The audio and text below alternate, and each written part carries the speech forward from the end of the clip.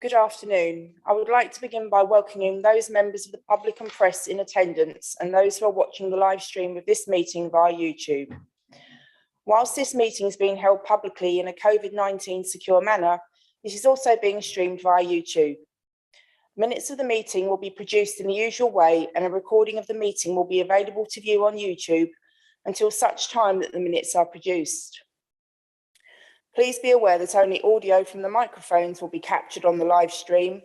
Therefore, those invited to speak need to ensure their microphones are on when speaking and are as close to the members as possible. To enable the meeting to run in an orderly manner, can all present keep their microphones off except when invited to speak? Please ensure that the microphone is turned off when you have finished speaking. I would also like to remind members to make sure their mobile phones are on silent or turned off for the duration of the meeting. Please be aware that the cameras will be on at all times during the meeting. There is also a risk that we may run into technical problems, and I would ask for your patience if we do. Should this occur, an adjournment will be declared until the fault is addressed and the public broadcast will be paused.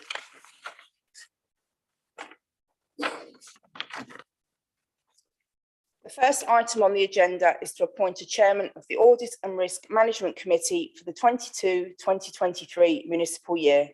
Can I have a nomination, please, for chairman? I'd like to propose Ms. Kim French, please. Thank you. Do I have a seconder? Councillor Mrs. French, thank you. Are there any further nominations? In the absence of any further nominations, I declare that Councillor Ms. Kim French has been appointed chairman of the Audit and Risk Management Committee for the municipal year 2022-2023. Okay.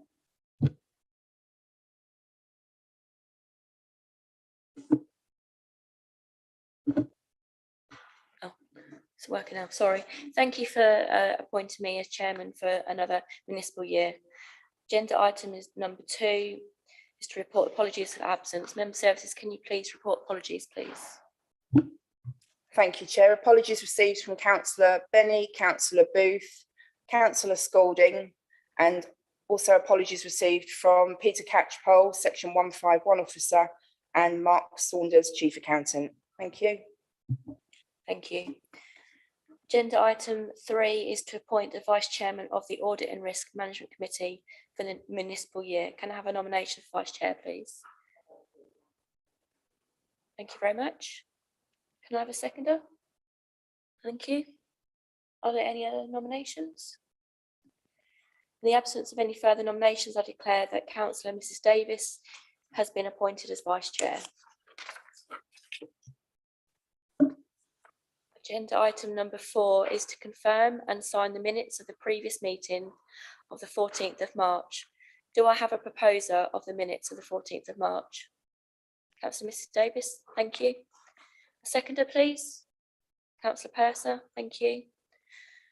Does any member have any comments or amendments to make to these minutes?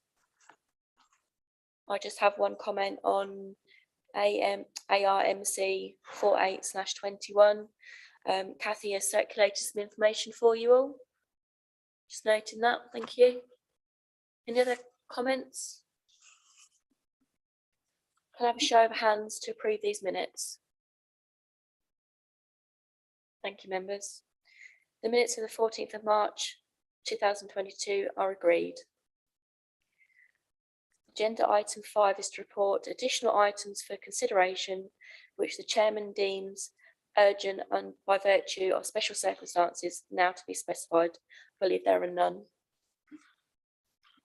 Agenda item 6 is to receive any declarations of interest under the local code of conduct in respect of any items to be discussed at this meeting. If you have anything to declare, please raise your hand. I believe there are no declarations. Agenda item 7 is the Treasury Management Annual Review 21-22. I now call upon Neil, Deputy Chief Accountant, to introduce the report. Thank you, Chair, and good afternoon, members. Hopefully many of you will have seen me at these meetings before, but previously I've not introduced any of the reports. I'm here deputising for both Mark and Peter, and here to talk you through the Treasury Management Annual Review. Now, you'll be aware as members that this committee has responsibility for the review and scrutiny of the council's treasury management arrangements.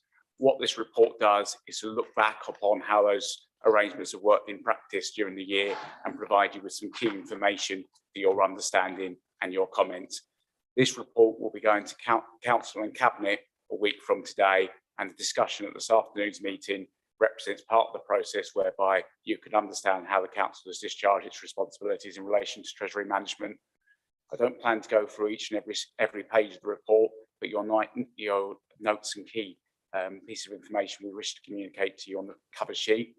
The first is to note that the amount of the interest that the council earned on its external investments during the year was just over £52,000, which exceeded the estimate that we'd arrived at when preparing the revised budget by just over £12,000. There's two main factors behind that. One is the fact that the council found itself in a position where it had slightly higher cash balances than would normally be expected. This was largely a result of government grants received, which were either in excess of what we would have anticipated, or where there were delays in spending the money due to delays in delivering some of the projects that were ongoing at the end of the financial year.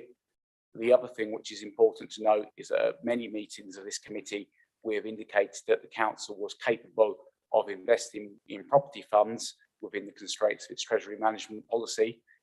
Following a series of discussions with our external treasury advisors and with a number of property funds were deemed suitable by those advisors, the council invested just over £4 million into two property funds at the end of March 2022.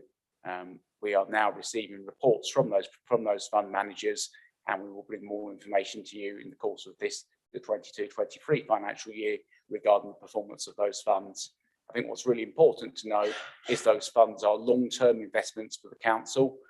They are intended to achieve an enhanced return on top of what we would have been able to achieve had we invested the money with banks, building societies and other local authorities. So there will be ups and downs over the life of our investment, but the initial signs that we're receiving are very positive.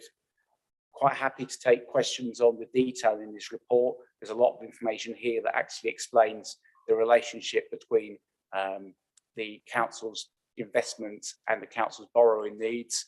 There's a significant spotlight at the moment on the outlook for the economy, as members will be aware, and various sections of this report are being kind of superseded by more recent information all of the time. Particularly draw members' attention to the forecast, which is contained on page 14, which talks about our Treasury advisors' view of the future as regards interest rates. This information is being rapidly updated all of the time, and I think you could take any percentage on here and be looking at a figure now which is between 1 and 1.5% above those quoted.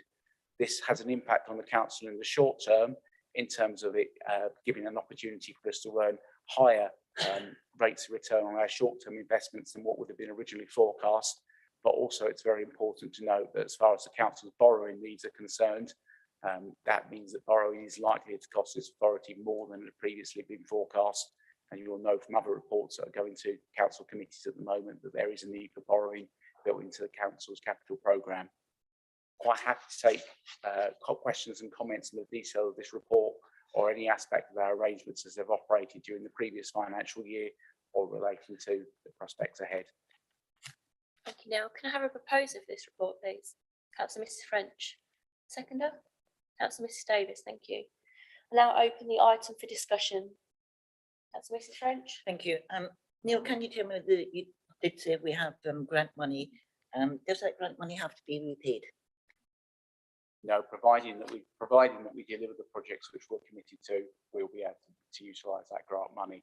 A lot of it relates to the major regeneration programmes that you'll be aware of, including March Future High Street.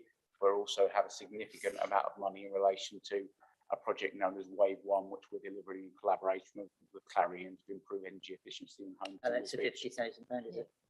5 million. Oh, sorry, £5 million, that one. Yeah. The second one, the £4 million that you've invested, where's that actually come from? Sorry, so just repeat the question. Sorry, yeah, you said that we've invested £4 million. Where's the £4 million come from? That's money which we'd identified we didn't have a need for in the medium term, which was available to invest in a longer term project. So is that part of Horizon money? Or is that another point? So some that we would have made some assumptions around the Horizon money, but it wouldn't exclusively be the Horizon money. Okay, thank you. Sounds good. Councillor Hewlett?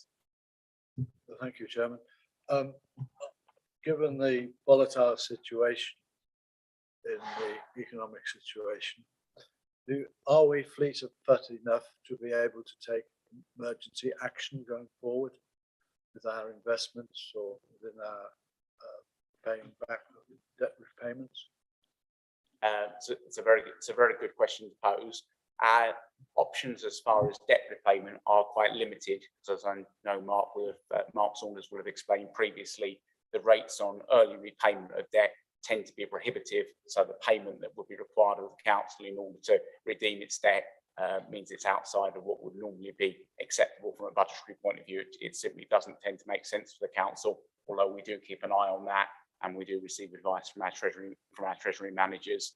And I think the same comment applies to the treasury position, in the sense that we receive daily updates if there are any emerging situations that might affect our investment strategy, as far as where we're placing funds.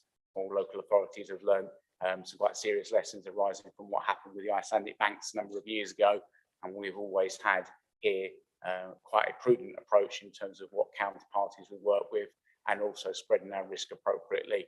So we continue to receive daily updates, but you're right to point out that it's a very volatile situation at the moment, and things are changing rapidly. Thank you. So you think we are in a good position to move either way should the pressures come? Yes, I think that would be true to say. I think one of the things that we're particularly keeping an eye on at the moment is the point I made around the council's borrowing needs and identifying what the appropriate time would be to take out any borrowing. Any other comments? No. There are no further speakers, therefore the recommendation is for the Audit and Risk Management Committee to note the report and for the report to be presented to Cabinet. Please raise your hand if you agree to note the report. Thank you, members. Agenda item number 8 is the Internal Audit, Outturn and Quality Assurance Review 21-22. I now call upon Kathy, Internal Audit Manager, to introduce the report. Thank you, Chair. So this report hopefully is one you've all become familiar with now. This is my annual report that I bring to you, which outlines 3 key strands. So the first is to provide the committee with the overview of the work of internal audit.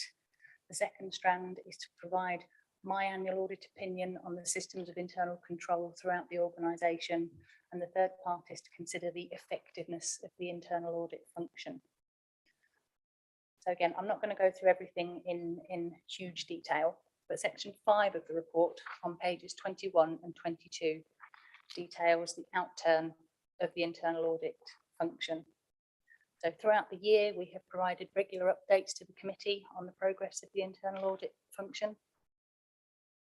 All of the planned audits that we have completed can be seen at Appendix A on page 25. And you'll notice this year we have added a little bit more detail into those reports to give you a bit more of an overview and to hopefully provide you with that additional assurance that you've been seeking. In addition to the planned audits that we've done from our audit plan, sections 5.7 and 5.8 detail other sources of assurance that we've looked towards this year, which will further support the level of assurance we can provide on the council's risk and control activities. This year, in addition to previous years, I've added in Appendix B, which is on page 33, and this highlights progress made on recommendations throughout the year. So you'll notice this covers a 2-year period, so 2020-21 and 2021-22. You'll notice there is a small number of overdue recommendations. These are being reported to management team quarterly, and they are being addressed by management team, particularly those that are overdue. Section 6 of the report on page 23 details the audit manager's annual audit opinion, and this is based upon the work that I've just identified. So the internal audit plan, the additional sources of assurance that I've been able to gain. And this annual audit opinion feeds into the annual governance statement, which is part of our statutory financial statements. So I'd just like to read to you section 6.5. So based on the work the internal audit has performed, the internal audit manager's opinion for 2021-22 is that there is adequate assurance to the adequacy and effectiveness of the internal controls, the risk management and the governance arrangements of the council. Section 7 of the report reviews the effectiveness of the internal audit function. So this is a checklist that we complete every year. It's a SIPA checklist, which I'm sure you've all become familiar with nowadays, which goes into a huge amount of detail. Appendix C on page 34 details the areas of the checklist. And from this, you can see that the internal audit conforms to all of the areas within the checklist. And just for your information, this year we will be going through the external quality assessment, which happens every 5 years. And this is the process that who audits the auditors. This is the process that will happen, and it'll happen this year. So hopefully that will support the conclusions that we've drawn in this report as well. So I'm happy to take any questions if anybody's got any. Could I have a proposer for the report? Councillor Mrs French, a seconder? Councillor Mrs Davis? Now open the item for discussion. Councillor Hewlett? Referring back to what I asked about before, do we have or do we need in our risk plans to have something in for this volatility there's going to be going forward? And there has been, and the pressures that may come in that way. So yeah, with regards to risk management, obviously that's something that comes to this committee on a quarterly basis as well. Yes, the volatility, the economic climate that we're in, that is something that we've always captured. Obviously, we are in a slightly more precarious situation than I think we've been in for a number of years, but it is something that is regularly discussed, and it's something that we do take into account when we're reviewing the overall risk management arrangements for the council. Councillor Wicks? The risk on, shall we say, those that are less fortunate than others, and shall we say payment of the bills to the council. Is there a risk specifically that identifies that? And if so, what are the mitigating actions that are in place? So with regard to our customers, we do obviously have various debt management policies in place, and we do work with other partner agencies as well, particularly for those vulnerable clients that we have. Again, it's something that we address. I mean, I don't know whether, Neil, do you wish to come in on this point at all? Yes, I can do, Kathy, if Chair, if that's okay. I think it's a responsible and right to point out that the approach will vary according to the type of debt, and obviously we work with our partners at ARP in relation to those debts that are relating to council tax or business rates, and then for other services that we provide, where we invoice our customers, we are sensitive to their circumstances, and if there is a need to actually review payment plans and the like to actually understand the position they find themselves in. And as Kathy has pointed out, we also have obviously close relationships with other partners like the Systems Advice, because invariably if someone owes the council money, they will be experiencing difficulties in connection with other types of debt that they may have. So I think it's right to point out that, we obviously would want to work with our residents in that context as well, and also with businesses that might be experiencing difficulty at the current time. Thank you for that. Councillor Mrs French? Yeah, I'd like to pick up what Neil's just said. I'm the chairman of ARP for this year coming, and we had a meeting a couple of weeks ago, and they are working exceptionally well with residents who are struggling. They've done a fantastic job considering, the challenges they've had. But my main point was I'd like to thank Kathy for all the work she's done over the last year. It's been a very difficult year for everybody. So I would like to say thank you to Kathy and her team. You've done an amazing job. Councillor Mrs Davis?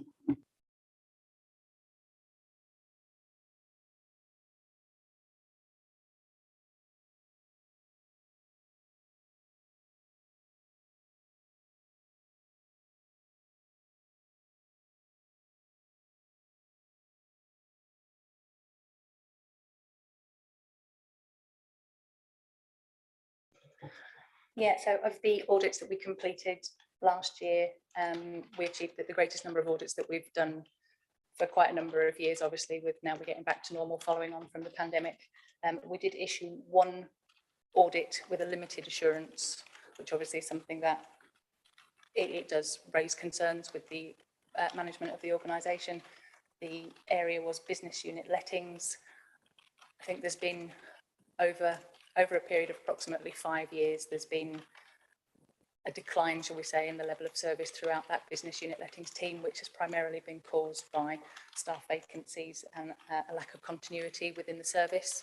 So we did actually make 3 high-risk recommendations, all of which have been addressed within the 3-month window that we gave the team to address those. So the team, we have a new head of assets, economic and assets, which is Mark Greenwood. He was appointed in February to start addressing some of these concerns. I believe 2 more people have been appointed in the last few weeks to bring that service back up to its full, or start to get towards its full capacity, so that we can start delivering some of the areas that needed delivering. I mean, the main areas of weakness, legal areas, particularly around the business unit lettings, those are now being addressed. The high risk areas have been dealt with, and the team are actually making really, really good progress. So I would also like to put that on record, that from the limited assurance audit we gave them, they have made significant progress and are moving forwards. So we will do a follow-up this year, which I will report to you throughout the year in the progress reports, so that you can all see the improvements that have come from that team. Thanks, Cathy. Councillor Mrs French. Yeah, thanks for that, Cathy. Yeah, I have been aware of problems within the economic development with the amount of staff that have actually moved on.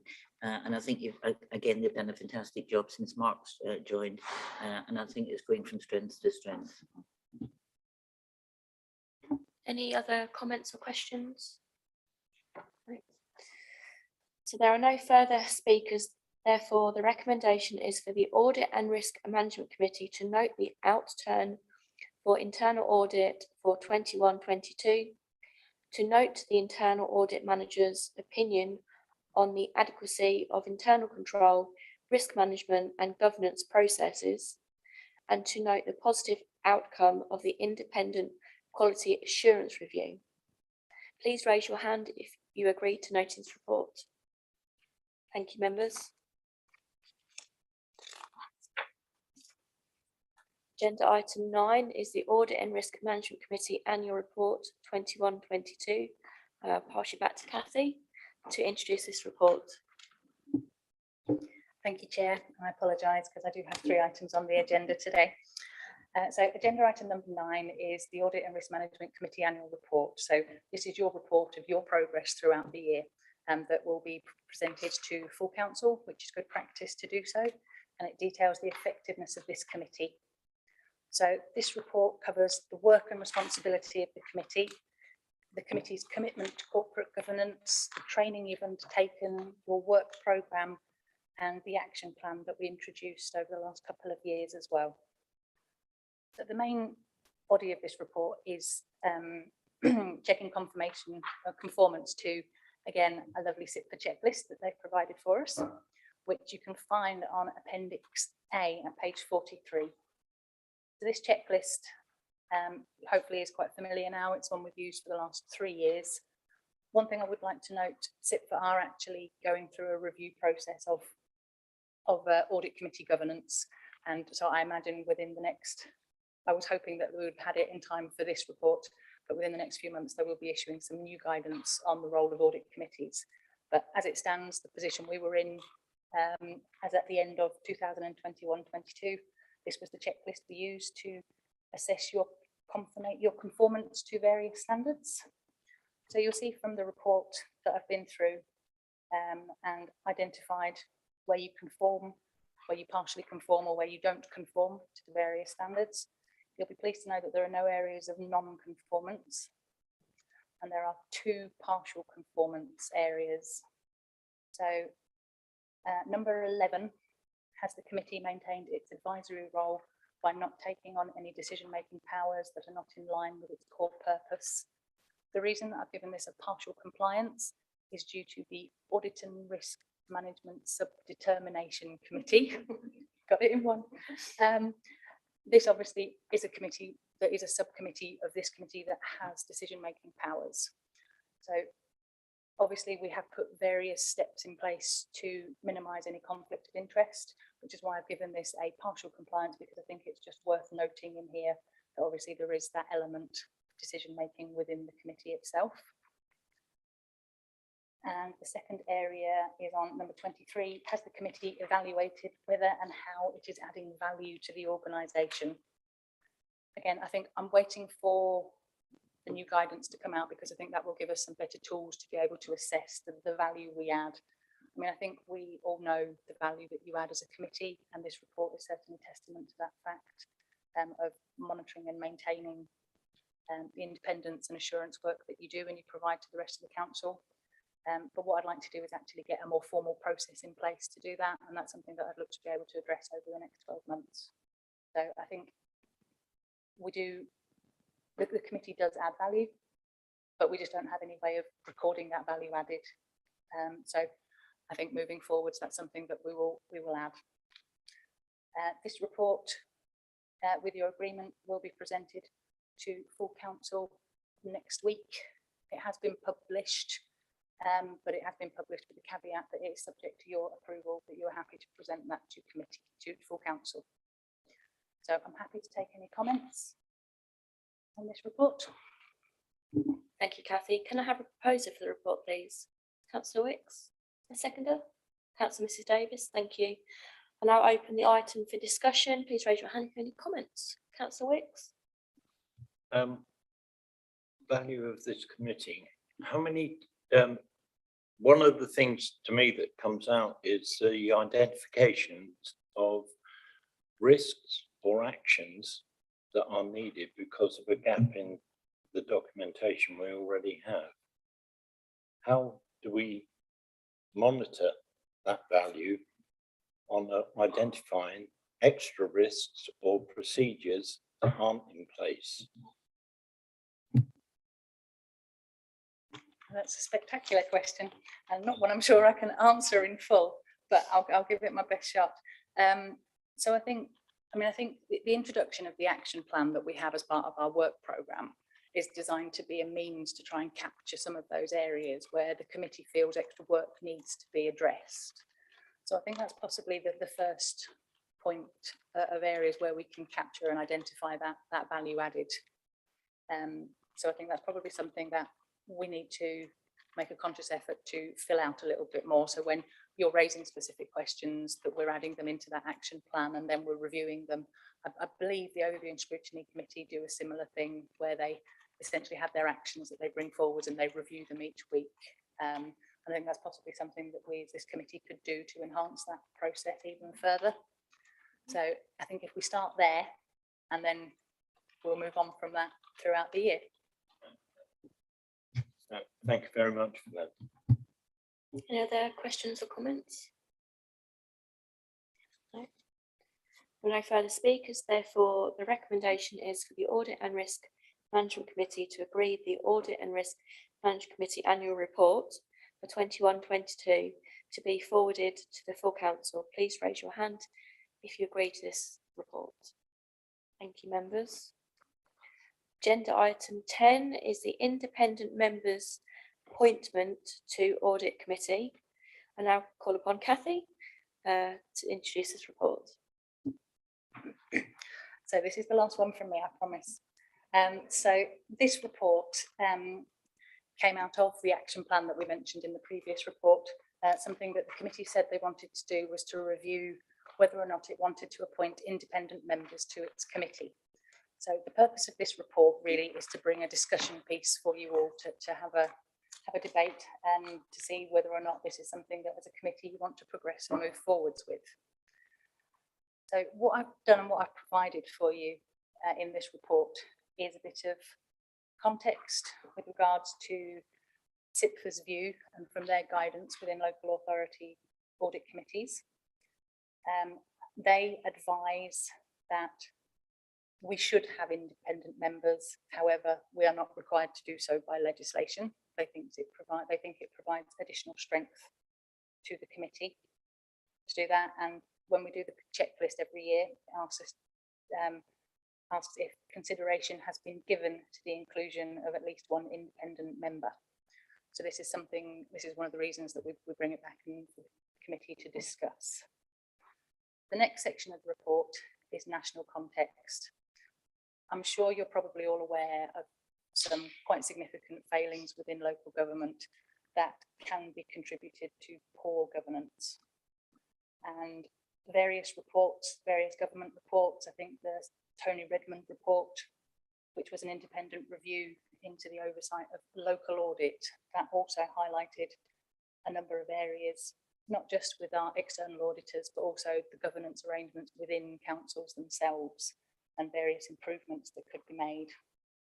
And again, one of his recommendations was consideration to be given to the appointment of at least one independent member suitably qualified to the audit committee. So following on from that, the Department for Levelling Up Housing and Communities issued a formal response to that with 4 specific measures. And the second measure of those, I will read this to you. They intend to provide funding of 45 million over the course of the next spending review period to support local bodies with the cost of strengthening their financial reportings and new burdens related to the appointment of independent members and other Redmond recommendations. And for SIPFA to publish strengthened guidance on audit committees. Their guidance will emphasise the role that audit committees should have in ensuring accounts are prepared to the highest of standards, alongside broader changes of making appointment of independent members. So I think you'll see the trend. The national trend is certainly from government, from SIPFA, from the regulating bodies, is trying to push down the route of appointing independent members to audit committees. Obviously, at the moment, it's not mandatory, but some guidance that came out, I believe on the 31st of May, has basically said they are going to make it mandatory, and it is going through the political channels at the moment, but we haven't got a confirmed date yet of when this is going to go in. So obviously, benefits of having independent members, they bring additional knowledge and expertise to the committee. They reinforce the political neutrality and independence of the committee, and they also maintain a continuity where membership is affected by the electoral cycle. However, there are some pitfalls, which there can be an over-reliance on independent members by other committee members, lack of organisational knowledge or context among independent members, and the additional effort required from both the independent members and officers and staff to establish that working relationship. So I think in conclusion, there is no statutory requirement at present to appoint independent members. There are positives and cautionary reasons for appointing independent members, but the national landscape and direction of the government would indicate that a greater accountability for public audit and supportive audit committees will become a mandatory requirement at some point. So that's the outline of the report that I presented here today. Again, it's to give you a discussion piece to talk about, and then to decide on the next steps of what you as a committee wish to do, if anything at all. So I'm happy to open that up for debate. Councillor Mrs French. Thank you, Chairman. I was going to ask you the question, what value would this independent person bring? But I think you've just answered that with the possibility of the share of how many million did you say? It was 45 million over the next spending review period. So how many councils would that cover, or is it? District councils, 323, is that right? So that 45 million will be divided by 33 districts. If I may, I was going to say, doing it that way, it's not a lot of money. Yeah, I'll just come in, Chair, if that's okay, and just explain how that's worked. That money has been allocated already, and it is principally linked to where external audit fees are going. And members of this committee will be aware of the direction of travel we've seen as far as fees from our external auditors. There's a procurement exercise going on at the moment. The outcome of that is as yet unknown, but government has already come up with a mechanism for how that money is to be distributed. I think one positive to note is that whilst our fee had gone up, it has been knocked back down again by PSAA, which are the body that oversees external auditor appointments, but we are all awaiting what the outcome of the procurement exercise is. So any sense that there might be some of that money left over to fund costs associated with identifying an independent member and appropriately remunerating that post is probably overly optimistic, I would say, at this point. So with the cost of an independent, I mean, how much are you talking about? I don't think you're talking about a lot of money, are you? No, I don't think it's going to be a significant sum of money. I think where I have seen councils with independent members elected, they follow a very similar path with the other independent members that we would appoint for standards committee, conduct committee, yeah, and also for our independent remuneration committee. So it would be along a similar line. And bear in mind, it's sort of Yeah, 5 so meetings a year. It's not a money, No. a lot of money. No. And I think, you say that they're going to make it mandatory. I think we should get in there beforehand and get it sorted out before we're actually forced to do it. I do know in other places they're having great problems with governance at this time.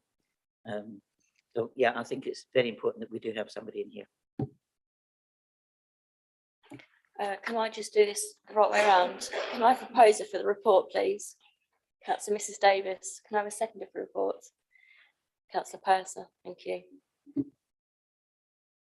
Councillor Wicks, any comments? Yeah, my comment would be, who would do the selection of any independent person to the committee, and what mechanism would be put in place for suitable candidates? Subcommittee. Councillor Mrs French. It's in the paper. It's a subcommittee of this committee who would do the selections. So I can just expand on that a little bit. I mean, one of the things that I would propose we do is we analyse the current skills and knowledge of the committee to identify where we have some gaps as well, to make sure that we cover off those gaps that we know we currently have. I would suggest we want somebody who would be suitably qualified, so we potentially have a qualification similar to that myself, Neil, Peter hold from local government finance background would obviously bring significant strengths to the committee as well.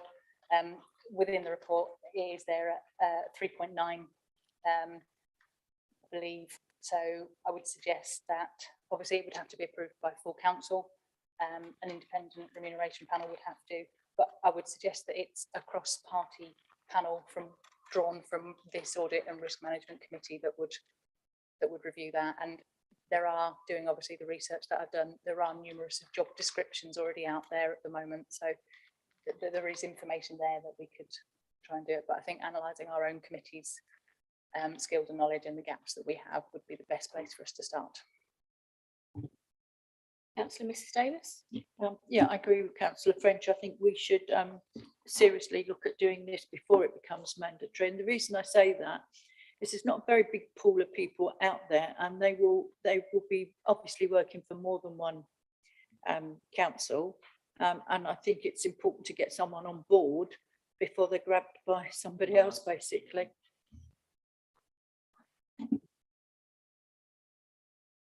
Any other comments? No. There are no further speakers, therefore the recommendation is for the Audit and Risk Management Committee to note the additional information provided on the appointment of the independent members to audit committees and consider the options for appointing an independent member to the committee, referring any observations to full council if necessary. Please raise your hand if you agree to this recommendation. Thank you, members. Of course you can. So based on what you've said and the support that you all seem to be showing for that, what I will do is I will prepare an additional report to come back to this committee for your approval before we go to council with it. And then obviously we can then take that to council and move the process forwards. Are we all comfortable with that as a process moving forwards? We do have another committee meeting this month, don't we? End of the month, subcommittee. Okay, so I was intending to bring it to September's meeting. Okay. Obviously that would then fall in line with the it would be ready before October's council meeting.